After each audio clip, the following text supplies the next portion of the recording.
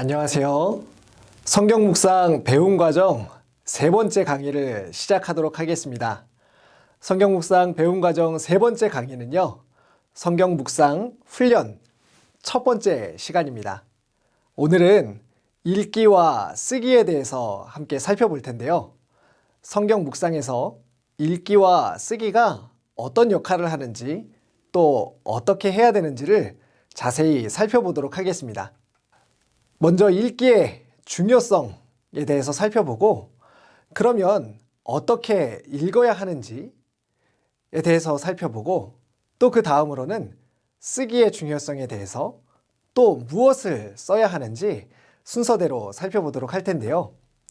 먼저 오늘 강의를 시작하기 전에 우리가 염두에 두어야 하는 한 가지가 있습니다. 그것은 바로 성경 책이라는 것인데요. 아마 다들 성경책 한 권씩 가지고 계시지요? 예. 여러분이 가지고 있는 성경책이 바로 오늘 강의의 핵심입니다. 우리가 가지고 있는 하나님의 말씀은 성경책이라는 형태로 우리에게 주어졌는데요. 그 얘기는 다시 말해 어떤 글자가 기록되어져 있는 책의 형태로 우리에게 주어졌다는 것입니다. 그러면 왜 읽기와 쓰기가 이 책과 관련이 있을까요? 생각은 말과 글을 통해서 정리가 되고 전달이 되고 또 이어지게 됩니다. 하나님께서는 하나님의 생각을 말로 이스라엘 백성들에게 전해주셨고, 또 그것을 기록하여서 글로 전해지게 되었습니다. 다시 말해 말과 글을 살펴보면 생각을 알 수 있는 것이죠. 기록된 성경을 통해 우리는 하나님의 생각을 알 수 있게 됩니다. 하나님께서 어떤 생각을 가지고 이 성경 말씀을 기록하셨기 때문에 읽는 사람도 그 말씀의 뜻이 무엇인지, 의도가 무엇인지, 내용이 무엇인지 생각하면서 읽어야 합니다. 생각하며 읽고 또 그 생각을 읽는 읽기여야 하는 것이죠. 그래서 성경 묵상의 절반은 읽기다라고 이야기할 수 있습니다. 혹시 이 강의를 듣고 계시는 성도님들 중에 성경 묵상의 어려움을 겪고 계신 분이 있으신가요? 아마도 성경 묵상의 어려움을 겪고 계시다면 그것은 다른 말로 성경 읽기에 어려움을 겪고 계시다는 뜻일지도 모릅니다. 대화의 핵심이 경청, 잘 듣는 것이라면 읽기의 핵심은 정, 독, 잘 읽는 것이라고 할 수 있습니다.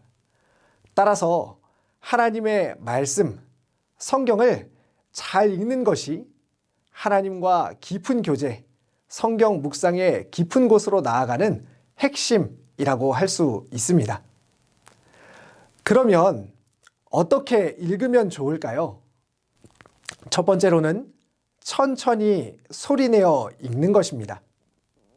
흔히들 하는 오해 중 하나는 성경을 묵상할 때 소리내지 않고 눈으로만 빠르게 읽는 것이다 라고 하는 생각입니다. 하지만 전혀 그렇지 않습니다. 성경을 묵상하실 때 천천히 소리내어 여러 번 읽어야 합니다.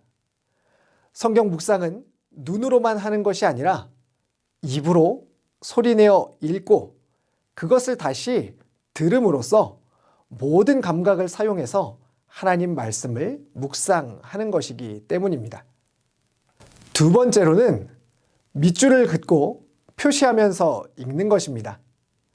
단순히 눈으로, 입으로만 읽는 것이 아니라 모든 감각을 동원해서 말씀을 묵상해야 한다고 말씀드렸습니다. 여기에는 밑줄을 그으며 중요한 내용들을 표시하고 또 반복되는 단어나 하나님께서 직접 명령하신 것들을 표시해 가면서 읽는 방법이 필요합니다. 이렇게 할 때에 우리는 성경 묵상을 조금 더 생각하면서 진지하게 적극적으로 할 수 있게 됩니다. 혹시 어떻게 성경에 밑줄을 긋고 낙서를 할 수 있지? 라는 생각이 드신다면요. 내려놓으셔도 좋습니다. 성경은 우리가 하나님을 만나는 공간이며 장소입니다. 그 공간을 하나님을 묵상하며 기록했던 낙서의 흔적들로 가득 채운다면 하나님의 추억도 더 많이 쌓일 것입니다. 마지막으로 세 번째로는 질문하고 기록하며 읽는 것입니다. 앞서 말씀드린 대로 밑줄을 긋고 기록할 뿐만 아니라 성경을 읽으며 내용에 대해 하나님에 대해 질문하고 또 기록해야 될 것들을 기록하면서 읽는 것입니다.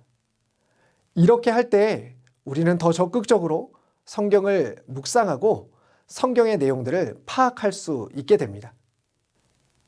이와 같이 천천히 그리고 밑줄을 긋고 생각하면서 또 기록하면서 성경을 읽되 다음과 같은 세 가지의 단계로 성경을 읽을 수 있습니다. 먼저 첫 번째로는요, 사실을 파악하며 읽는 것입니다. 읽기의 가장 기본은 사실관계 파악입니다. 누가, 언제, 어디서, 무엇을, 어떻게 했는지와 같은 내용을 살펴보는 것입니다. 상황, 장소, 사건을 살펴보는 것이죠. 그리고 나서 두 번째로는요, 동기를 파악하는 것입니다. 왜 그렇게 말했을까? 왜 그렇게 행동했을까? 왜 그런 결과가 되었을까에 대해서 생각하면서 읽어보는 것입니다. 그리고 나서는요, 그와 같은 모든 것들이 하나님께서 주시는 교훈이 무엇인지, 또 하나님이 나에게 주시는 기대함은 무엇인지를 생각해 보면서 그 의미를 파악하며 읽는 것입니다. 이와 같은 세 가지의 단계로 성경 묵상을 하며 읽기를 해 나갈 수 있습니다. 자, 계속해서 쓰기의 중요성에 대해서 살펴보도록 하겠습니다. 읽기는 하나님의 생각을 알 수 있는 방법이었기 때문에 중요하다고 말씀드렸죠. 그러면 쓰기는 어떤 의미가 있을까요? 우리가 기억해야 할 것은 쓰는 것과 읽는 것은 분리되지 않는다는 것입니다. 마치 동전의 앞면, 뒷면과 같이 또 호수에 비친 나무와 같이 읽기와 쓰기는 떨어지지 않습니다. 읽으면서 쓰고 또 쓰면서 읽게 되는 것이죠. 쓰기의 중요성은 구체적으로 다음과 같은 내용들을 포함하고 있습니다. 쓰면서 우리의 생각은 명료해지고 발전하게 됩니다. 생각을 잘 정리하려면 쓰는 활동이 필요한 것이죠. 성경을 여러 번 읽었는데도 잘 정리되지 않으신다면 쓰기를 시작해 보시기 바랍니다. 말씀을 정리하면서 쓰면서 그 내용이 잘 파악되실 것입니다. 그리고 생각이 글을 이끄는 것처럼 글도 생각을 이끕니다. 마지막으로 말씀을 기록하지 않으면 잘 기억할 수가 없습니다. 우리의 기억력은 한계가 있고 적지 않은 내용들은 금세 사라져버리고 맙니다. 기억하지 못하면 하나님 말씀에 순종할 수도 없게 되겠지요. 따라서 말씀을 기록하고 정리하는 것이야말로 하나님 말씀을 잘 순종하는 밑거름이라고 할 수 있습니다. 그렇다면요, 어떻게 쓰면 좋을까요? 어떤 방식으로 무엇부터 써보면 좋을까요? 첫 번째로 하셔야 되는 것은요, 무엇이든지 써보는 것입니다. 이 내용이 맞는 내용일지 틀린 내용일지, 혹은 써도 될지 쓰면 안 될지, 이와 같은 두려움들을 다 내려놓으시고 쓰는 것입니다. 생각나는 대로 또 기록하고 싶은 것을 일단 써보는 것입니다. 그렇게 쓰는 것에 익숙해지고 나시면요, 그 다음에 무엇을 어떻게 써야 할지 자연스럽게 다음 단계로 나아가실 수 있게 될 것입니다. 이와 같은 과정을 위해서요, 추천드리는 몇 가지가 있습니다. 먼저 첫 번째로는 베껴쓰기입니다. 다른 말로 필사라고도 하지요. 성경을 읽으면서 마음에 와닿는 구절 또 생각에 남는 부분들을 똑같이 써보는 것입니다. 다시 한번 써보는 것만으로도 큰 영적 유익을 누리실 수 있습니다. 그 다음은요, 줄여 쓰기입니다. 다시 말해 요약하는 것인데요. 성경 묵상 본문을 쭉 읽고 난 다음에 그 내용을 요약해 보는 것입니다. 나름대로의 생각을 가지고 묵상한 내용을 정리해 봅니다. 세 번째로는요, 바꿔 쓰기입니다. 읽은 말씀을 떠오르는 대로 자신의 말로 한번 써보는 것입니다. 내가 자주 사용하는 용어들, 내가 자주 사용하는 말투와 같은 것들로 바꿔 써보는 것입니다. 이렇게 하면 그 말씀은 나와 더욱더 가까운 말씀이 됩니다. 그리고 마지막으로요, 기도를 써보는 것입니다. 하나님 앞에 기도하듯이 오늘 말씀을 읽고 나서 드는 생각들, 떠오르는 내용들을 기도문의 형식으로 작성해 보는 것입니다. 자, 그러면요, 마지막으로 무엇을 쓰면 좋을까요? 이것은 매일 성경의 두 질문에 대한 답이기도 합니다. 첫 번째로 하나님은 어떤 분입니까? 에 대해서 답을 해보는 것입니다. 여기에는 하나님에 대한 직접적인 언급을 찾아 기록하는 것도 가능합니다. 하나님께서 하신 일, 또 삼위 하나님께서 하신 사역, 성품, 약속과 명령, 또 하나님에 대한 고백 등이 여기에 해당합니다. 그리고 또 하나님에 대한 간접적인 언급을 찾아 써볼 수도 있습니다. 그리고 마지막으로 발견한 하나님에 대한 반응을 기록할 수 있습니다. 하나님이 어떤 분이신지 또 하나님에 대해 드는 느낌 등을 기록해 볼 수 있습니다.